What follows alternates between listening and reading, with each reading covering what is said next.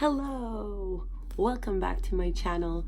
My name is Kelsey and today we are doing a video that I really dread filming, partly because I read so much and this is my own issue, and because it is so freaking hot in Montreal right now that closing my door and not allowing air conditioning to come in causes me physical stress. And so here we are, not that hot today, gonna do my best. And let's get into the 15 books I read for the month of June. So I read 15 books. This came out to about, hold on, let me refer to my notes. This came out to 5,709 pages, which is roughly about 190 pages per day, which is super good, partly because I read a lot of contemporaries this month. And I had a great reading month overall in the averages read. So the average came out to 3.8, which is fantastic. It's almost a 4.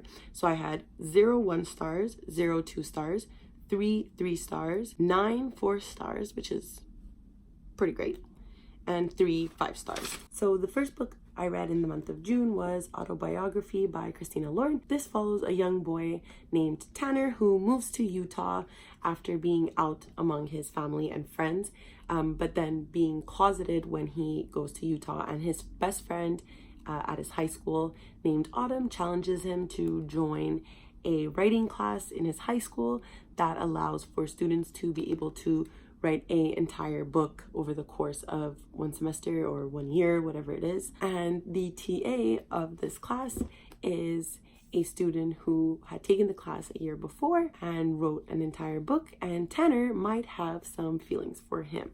So this was unbelievably adorable. I have no words to express like how much I enjoyed this book. It's my first Christina Lauren book, so I went into this not really knowing anything about their writing, and I was pleasantly surprised. Their writing is very simple, but it feels like every word deserves to be there, and it really kept me engaged the whole time. They're really true to the teenage experience, and they were able to capture what it means to like struggle with your identity and your feelings in high school, because it is really difficult. What I really liked was how different both characters are. One character, Tanner in particular, he is a confident bisexual boy, but due to his religious surroundings is struggling with whether or not he should just be proud and be happy. And another boy who is completely unsure of himself entirely. This book broke my heart in so many ways, and I hope that when teenagers read this, they can see themselves and find themselves in two young boys. There was just something about this book that I couldn't bring myself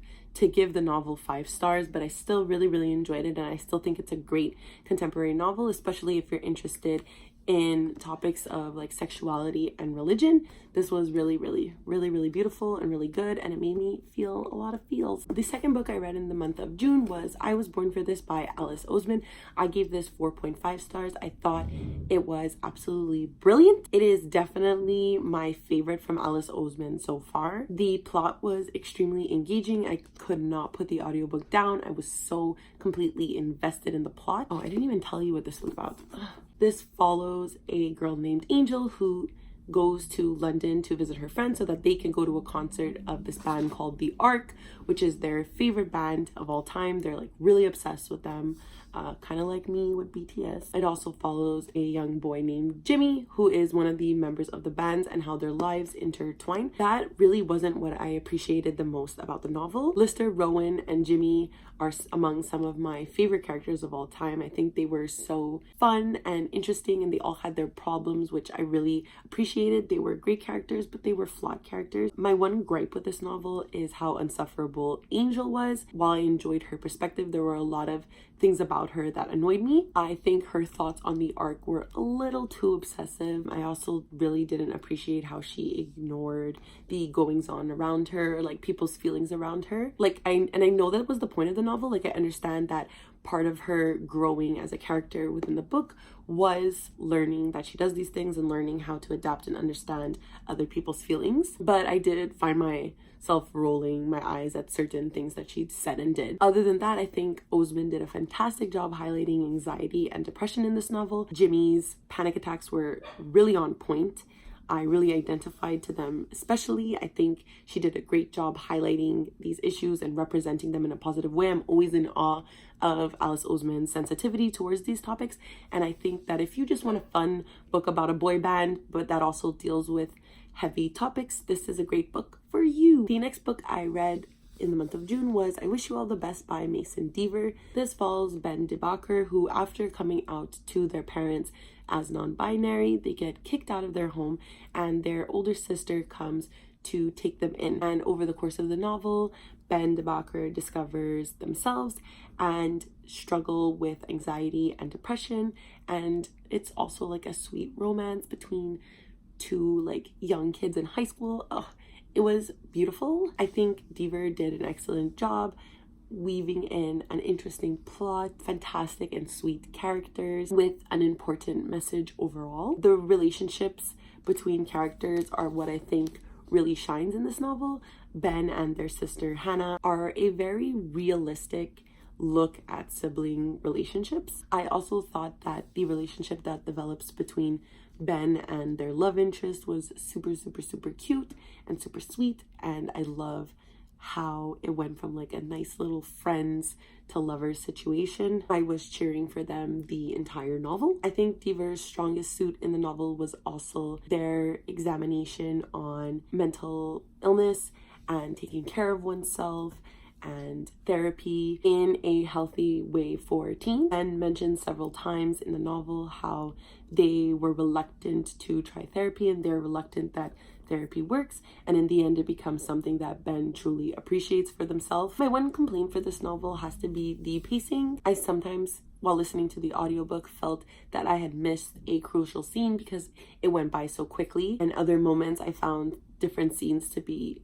particularly slow. But in the end, I am so happy to have read this novel. It is so important, and I feel like a lot of teens would really benefit from reading something like this. I then picked up Fence Volume 1 by C.S. Pacat. This follows a boy named Nicholas Cox, who on a fencing scholarship goes to a very prestigious university or college or high school. This particular volume just followed him trying to make the fencing team. So I gave this a 3.5 stars. It was a fun and quick read that I really needed.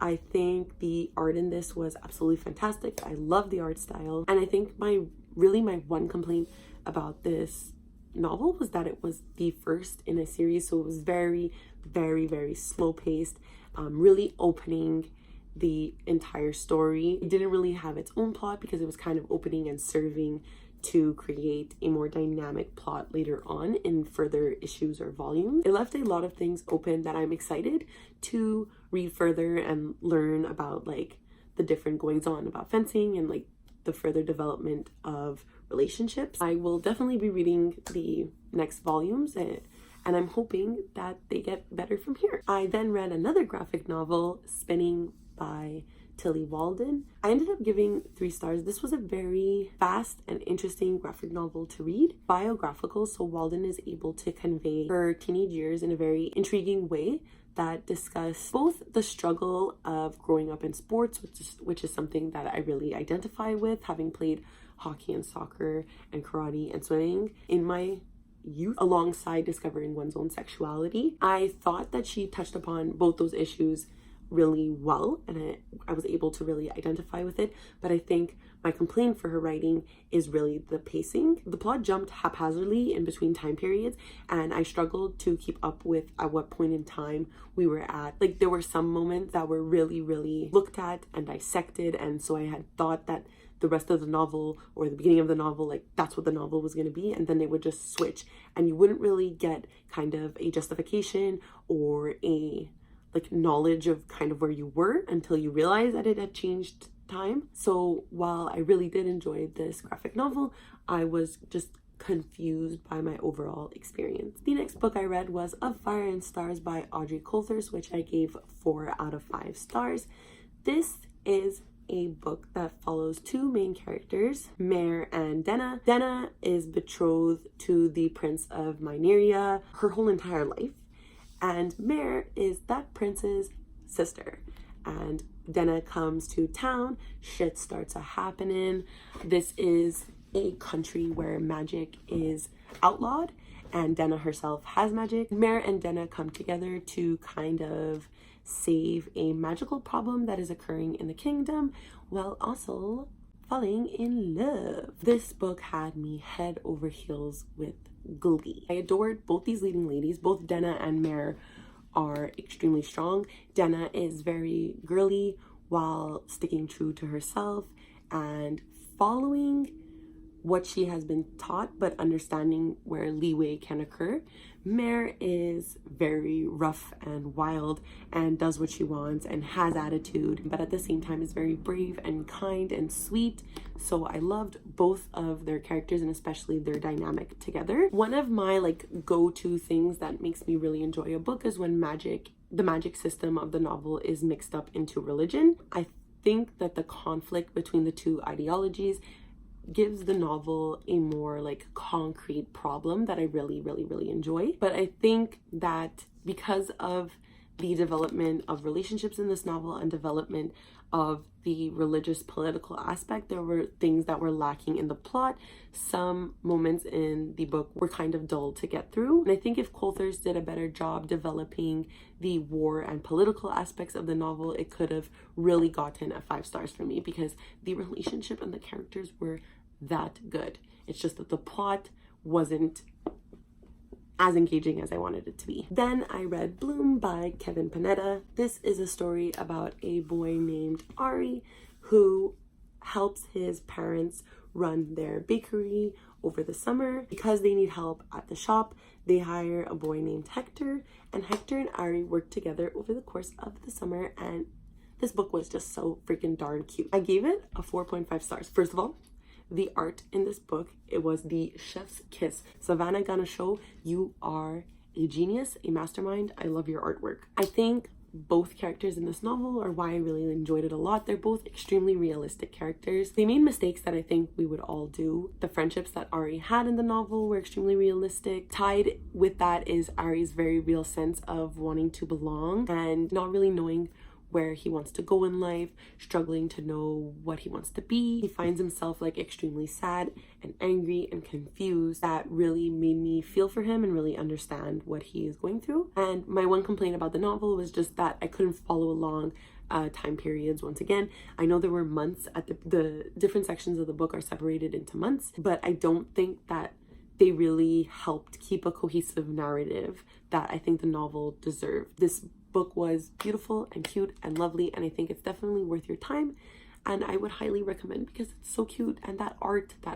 Then I read Final Draft by Riley Redgate, which I ended up giving 3 stars. I read this for the Dragons and Tea book club, which I will link down below, which is hosted by Melanie at Mel to the Enya and Amy at A Court of Crowns and Quill. This follows a young biracial pan girl named Layla who, upon the addition of a new teacher in her writing class, Layla learns that maybe her writing isn't what she had always presumed it was cracked up to be, and learns a few lessons along the way. So I was up and down about my feelings towards this novel throughout the reading experience. I did enjoy it. It was fun and it was quick and had a lot of messages and themes that I think are really engaging and important for readers. Layla suffers from depression throughout the novel, and there were many instances of talk and discussion surrounding that, which I think were really well done and important. Despite not being able to relate to Layla as a character in a lot of ways, I think many people will relate to this honest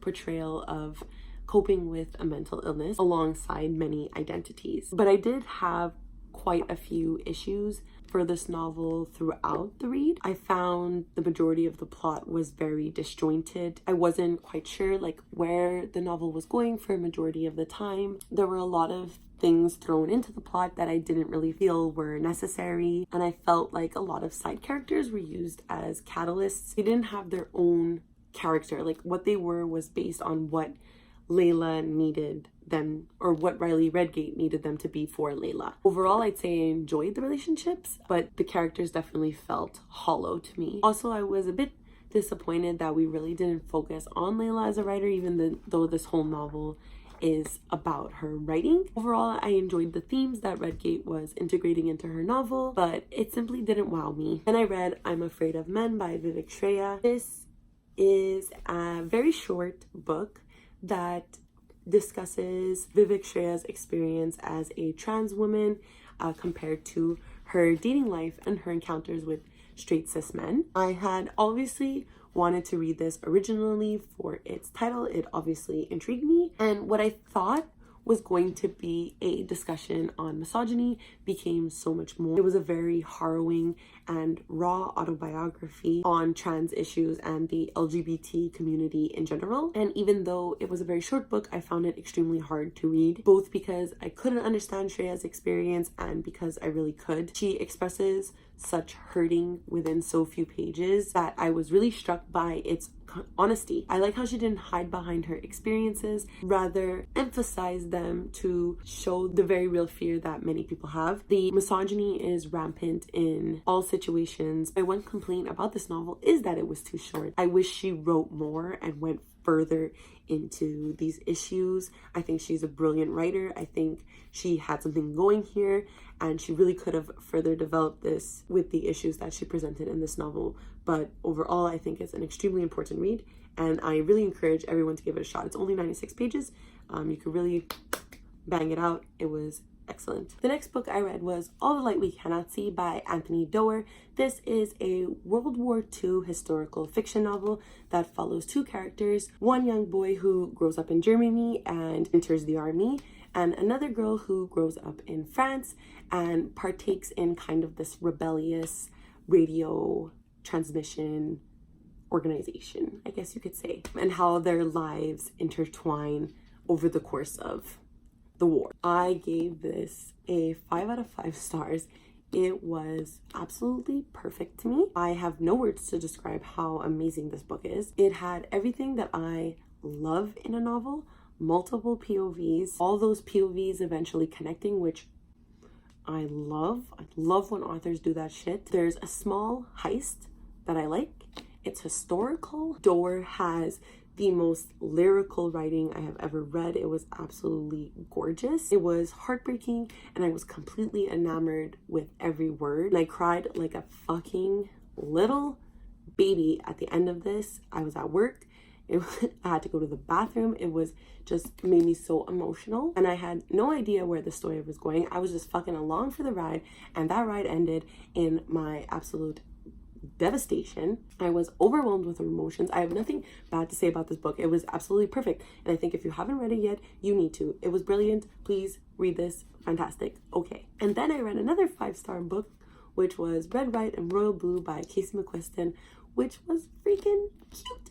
It follows the intertwining romance between Alex Claremont Diaz, who is the first son of the first female president of the United States, and the Prince of England, Henry. And I was just shook at how fucking great this book was. The characters, amazing, cute, wonderful, perfect, flawed, funny, fantastic. They felt like real people. Alex is probably my favorite fictional character ever. He was wonderful. He reminded me of myself. He reminded me of who I want to be. McQuiston's writing is so fantastic. I felt like I was watching a movie the entire time. It is also an excellent demonstration of political escapism. It painted a bright future that we could have had, a bright future that we could potentially have, and what we can just in general have as a society. This was just the perfect escape book. And I loved how McQuiston flipped the typical